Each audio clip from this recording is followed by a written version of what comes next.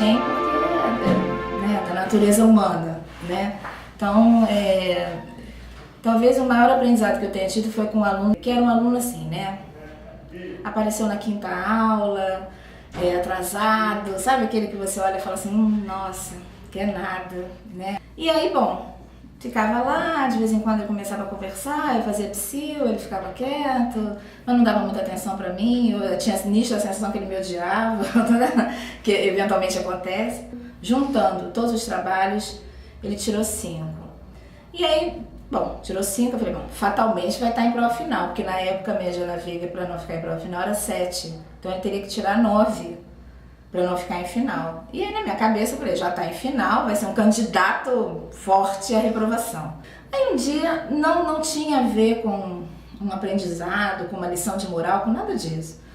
E alguém me perguntou qual era a diferença que eu achava entre alunos de universidades privadas e universidades públicas, uma vez que eu sou formada por uma universidade pública e dou aula numa universidade privada.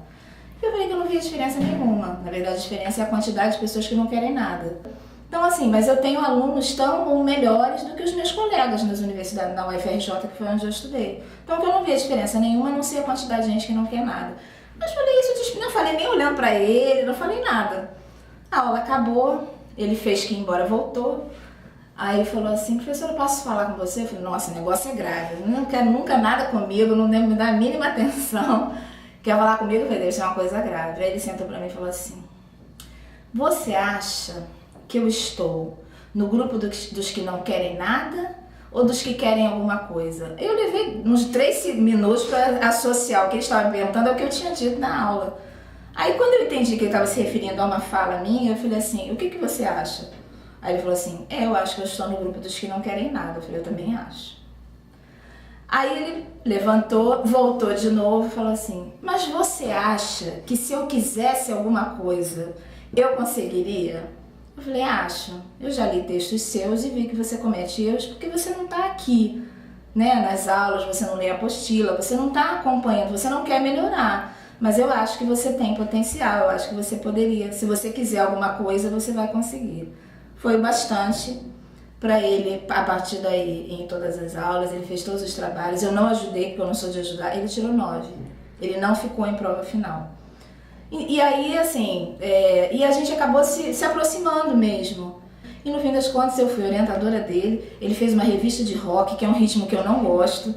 Eu tive que me despedir desse preconceito também. E no fim das contas, eu acho que ele aprendeu a ter um comprometimento maior e eu até aprendi a gostar de rock um pouco. Cada dia em sala de aula é um dia diferente, sempre é uma troca. Eu não estou ali para só eu ensinar, eu aprendo também. E aprendo muito. Então eu não tenho a menor vergonha de vezes falar assim, eu não sei mexer aqui nesse equipamento, num aplicativo do celular. E vocês são experts, né? E aí a gente sempre faz uma troca. Às vezes eles vêm com indagações, vêm com perguntas, vêm com dúvidas, vêm com sugestões até de programas, ou então de uma dinâmica diferente na aula, e eu sempre sou aberta a sugestões. E sempre acabo assimilando, pegando essas ideias e transformando em práticas na sala de aula. E uma coisa que eu aprendi muito, essa troca com o aluno me fazia perceber quando o aluno não estava bem, quando o aluno chegava na sala de aula e tinha passado por alguma coisa que ele não tivesse algum problema familiar, ou então com ele mesmo, ou então estava com uma dúvida, porque isso é comum até nos primeiros períodos, o aluno entra no curso, por exemplo, de comunicação, sem saber se é exatamente aquilo que ele quer. Será que é isso que eu quero? Será que não é? Então, o que é o fato inusitado para mim? É sempre uma troca diferente a cada período, a cada recomeço, né? A cada semestre, quando a gente começa, são pessoas novas que eu conheço, e eu vejo sempre possibilidade em que eu posso ajudar, qual o caminho que eu posso abrir para ele, até pessoal mesmo. Às vezes vem que briga com a namorada e o amigo não está falando com ele, e eu costumo dizer assim, tem algumas pessoas que falam, mas você fica perdendo tempo no final da aula. Não, eu não perco tempo, eu estou ganho experiência até com essa troca, né, com os alunos.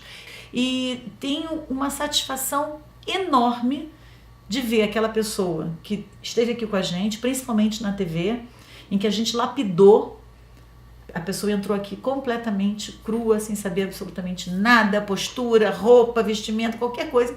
E quando a gente vê a pessoa na TV, no mercado de trabalho, bem-sucedida, ganhando prêmios, isso não há preço. Credit Card não paga.